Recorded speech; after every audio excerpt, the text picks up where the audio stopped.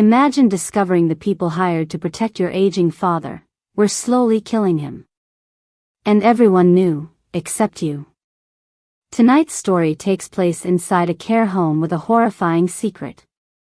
And if you have a loved one in a care facility, you're probably not going to sleep after this. Before we start, comment watching closely if someone you love is in a care home, so we know how many people need this warning. There comes a time in many people's lives when caring for grandma or grandpa becomes impossible. The mental burden, the financial strain, the round-the-clock care, it's too much. So, families make what they believe is the compassionate choice, a nursing home. But what if I told you that the moment you walk out those doors, your loved one enters a world of systematic abuse, criminal neglect, and preventable death? Today, we're exposing the nightmare reality of America's nursing homes. And I'm warning you, what you're about to hear will make you question everything you thought you knew about elder care. Let's get into today's story. In the fall of 2019, a woman named Jennifer was driving through her hometown of Meadowbrook, Pennsylvania, when she decided to take a detour past a care home not to be mentioned in this story, the facility where her father had lived for the past 11 months. She wasn't planning to stop. She just visited him 3 days earlier. But something made her pull into the parking lot that afternoon. Some instinct. Some feeling she couldn't quite name. And it's a good thing she did. Because what Jennifer discovered when she walked through those doors would expose one of the most disturbing care home scandals in Pennsylvania history, a conspiracy that had been hiding in plain sight for nearly 6 years. But before we get into what Jennifer found that day, we need to go back to where this story really begins. With a man named Thomas. Thomas Whitmore was 76 years old, a retired Army veteran who'd served 2 tours in Vietnam. His wife had passed away 4 years earlier, and for a while, Thomas managed fine on his own.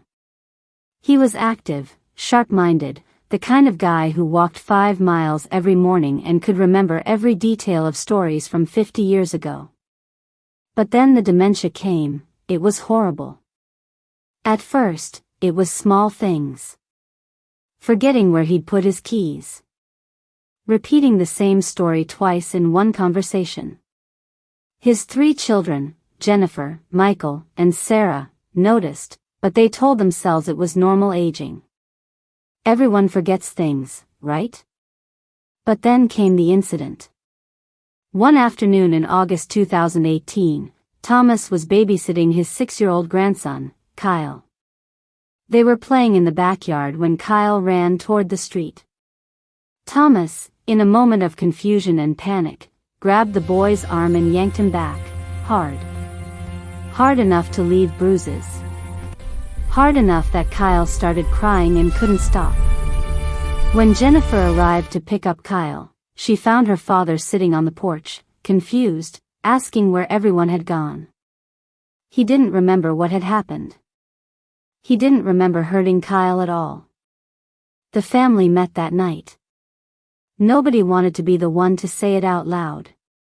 But finally, Michael spoke up. "We can't take care of him anymore. Not safely." So, they started looking for care homes. H seemed perfect. It was clean, well-reviewed, and the staff seemed genuinely caring. The director, a woman named Margaret, gave them a personal tour. She held Thomas's hand and promised them, "We'll take care of him like he's our own family."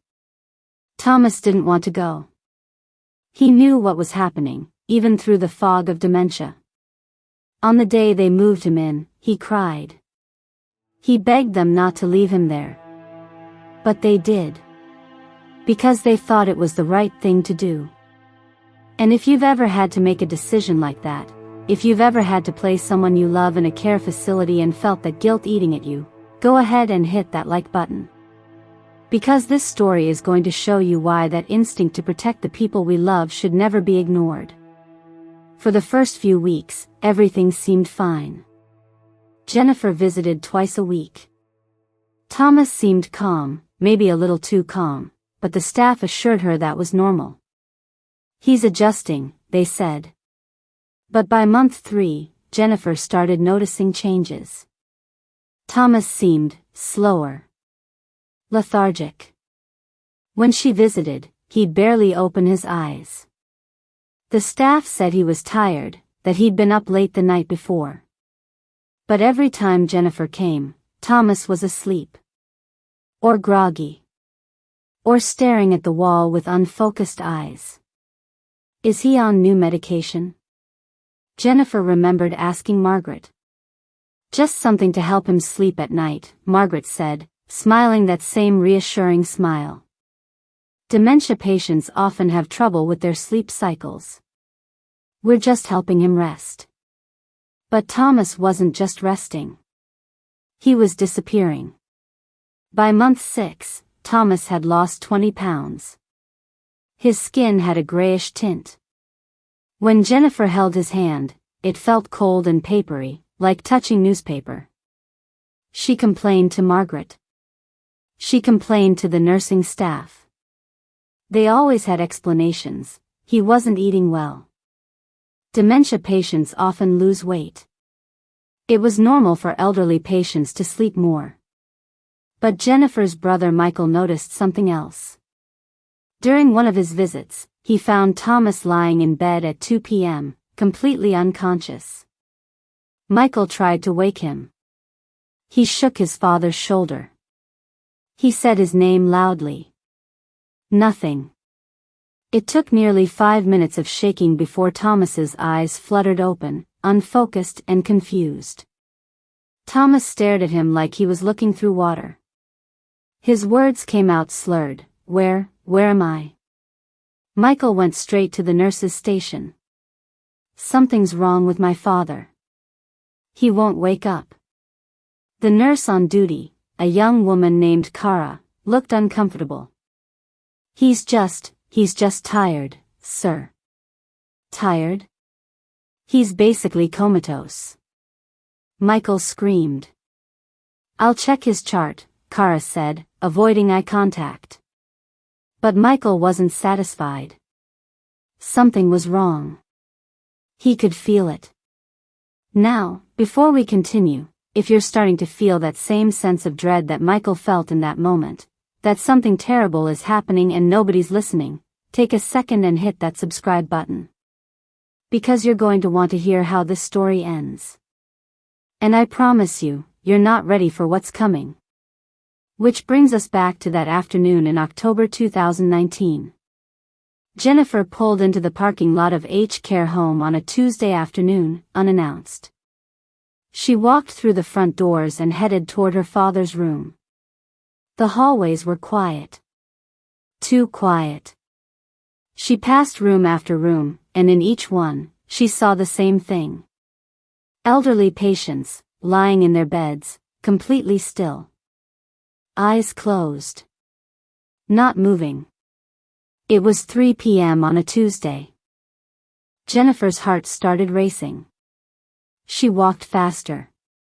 When she reached her father's room, she found him in the same state, lying on his back, mouth open, barely breathing. She ran to the nurse's station. Kara was there again, and when she saw Jennifer, her face went pale. "Something's wrong with my father," Jennifer said. "And something's wrong with everyone on this floor. They're all asleep. At 3 in the afternoon. What the hell is going on?" Kara opened her mouth. Closed it. Opened it again. And then she started crying. "I didn't want to do it, but Margaret said it was the only way. We've been medicating them. The difficult patients. The ones who wander, who call out at night, who need constant attention. Margaret gives us sedatives to crush into their evening meals. Sometimes their lunch meals too. It keeps them quiet. It keeps them manageable." Kara confessed out of guilt and breathed a sigh of relief. Jennifer felt like the floor had dropped out from under her. "How long?" she asked. "Years," Kara said. Since before I started working here. Margaret and one of the original staff members, a nurse named Patricia, they started it. They said it was necessary. That we were understaffed and couldn't handle the difficult patients otherwise. Jennifer's mind was racing. My father. How often are you drugging my father? Kara couldn't look at her. Twice a day. Sometimes 3 times if he gets agitated. And then Jennifer remembered something. A patient she'd met during her visits, a man named Walter. He'd been a Korean War veteran, one of the most lively residents at H. He'd always had a joke ready, always wanted to talk about his time in the service. He reminded Jennifer of her father before the dementia. Where's Walter? Jennifer asked suddenly. I haven't seen him in weeks. Kara's face crumpled. He passed away. Last month. From what? From what, Kara? Respiratory failure, Kara whispered. But the doctor said it might have been complicated by the medication. The sedatives can suppress breathing in elderly patients. Especially if they're given too much. Jennifer felt sick. You killed him. You've been slowly killing all of them. Jennifer screamed. If you're feeling that same rage right now, if you're thinking about your own parents, your own grandparents, and whether they're safe wherever they are, let me know in the comments. Let me know if this story is hitting home. Because we're not done yet. Jennifer stormed into Margaret's office without knocking, determined to expose everything. I know what you've been doing. Margaret's expression didn't change, but something flickered in her eyes. Calculation. I'm not sure what you mean. She said. You've been drugging the patients. Sedating them to make them easier to manage. And one of them died because of it. Margaret stood up slowly. Mrs. Patterson, I understand you're upset, but you need to be very careful about making accusations. I'm not making accusations. I'm stating facts. Kara told me everything. And I'm calling the police. Right now. Jennifer replied. Margaret's calm facade finally cracked. You have no idea what it's like running a facility like this. We're understaffed, underfunded, and overworked. Do you know how exhausting it is to deal with patients who scream all night? Who try to hurt the staff? Who don't even know where they are?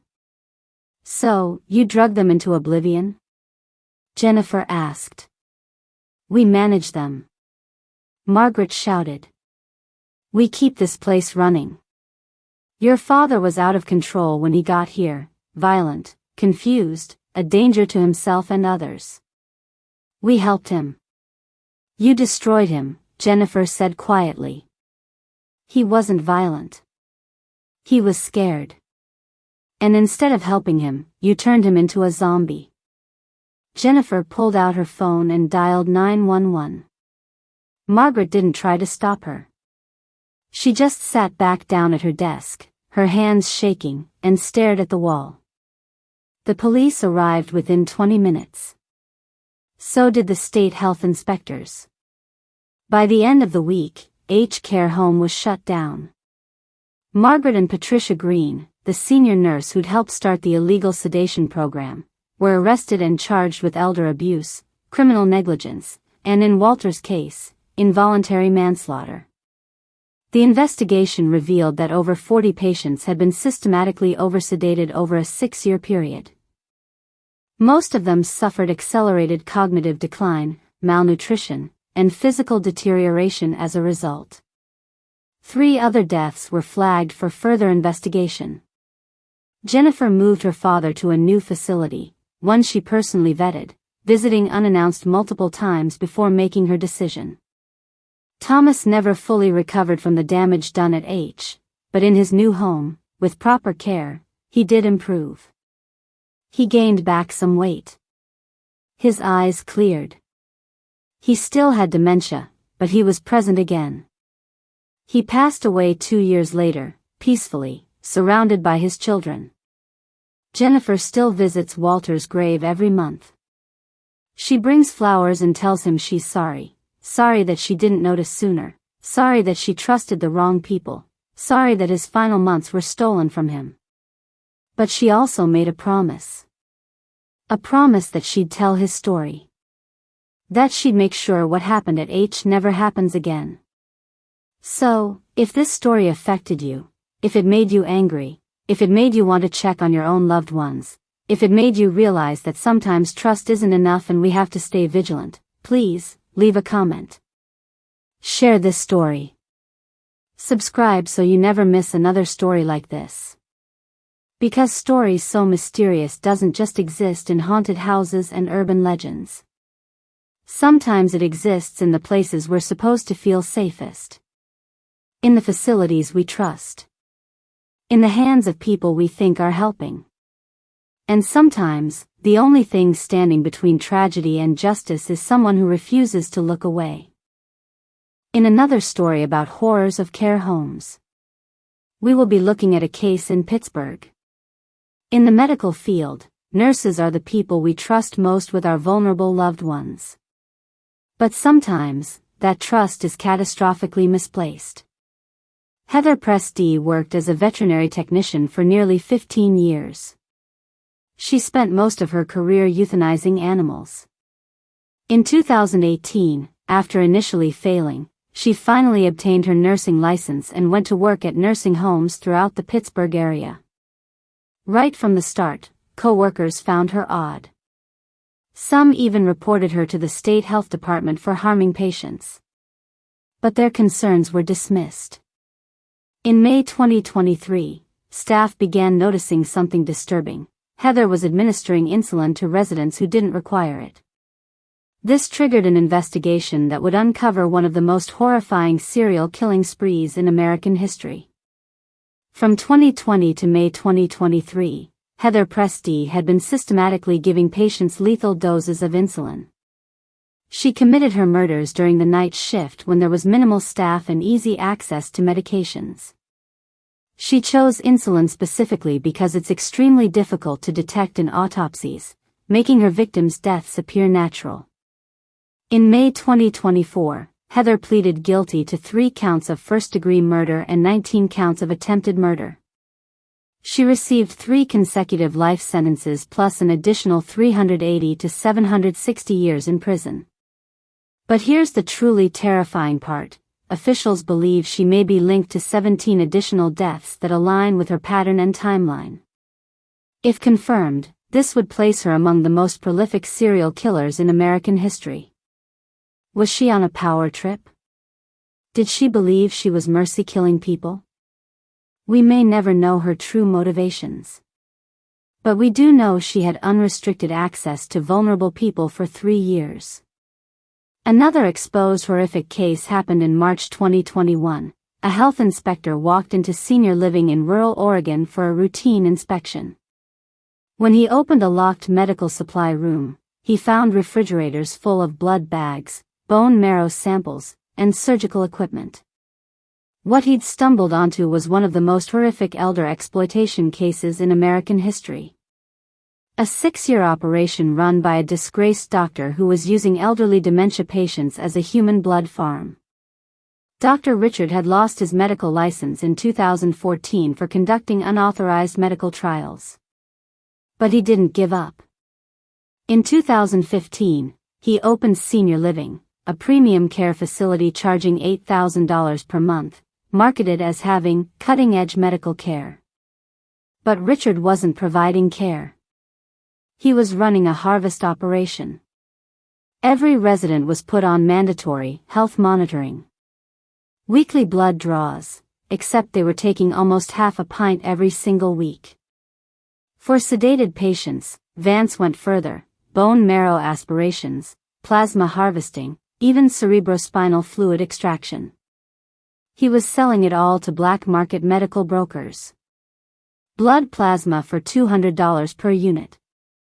Bone marrow for $1,500. Over 6 years, he made $2.3 million. One victim, Dorothy, had 60 liters of blood extracted over 4 years, generating $47,000. She weighed 89 pounds when investigators found her. To keep residents compliant, Richard drugged them with sedatives disguised as vitamin supplements. When a man named Edward resisted during a blood draw, Vance increased his sedation.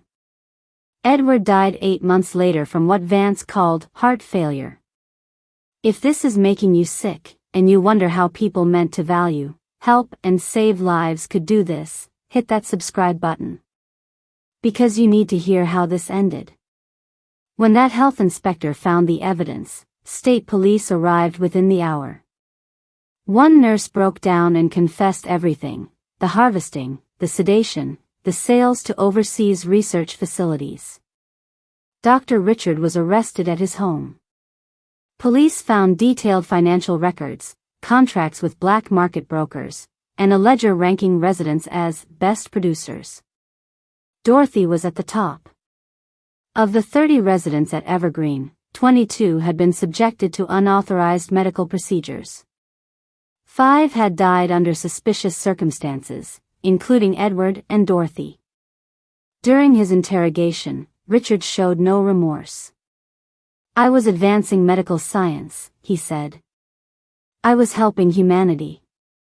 Dr. Richard was convicted on 47 counts and sentenced to 350 to 880 years in federal prison. His sister received 20 years. Dorothy's daughter Rachel held her mother's hand as she died 3 months after being moved to a new facility. "I told her I was sorry," Rachel said. "Sorry that I trusted the wrong people." Behind those closed doors, systematic abuse, criminal neglect, and preventable deaths occur with shocking regularity. Staff are overworked and underpaid, leading to resentment. Oversight is minimal. And when problems are discovered, the consequences are often laughably inadequate. The next time you visit a loved one in a nursing home, pay attention. Look beyond the clean hallways and staged common areas. If this video opened your eyes to the reality of elder care, please share it. These stories need to be told. And if you're currently researching nursing homes for a family member, do your research. See you next time.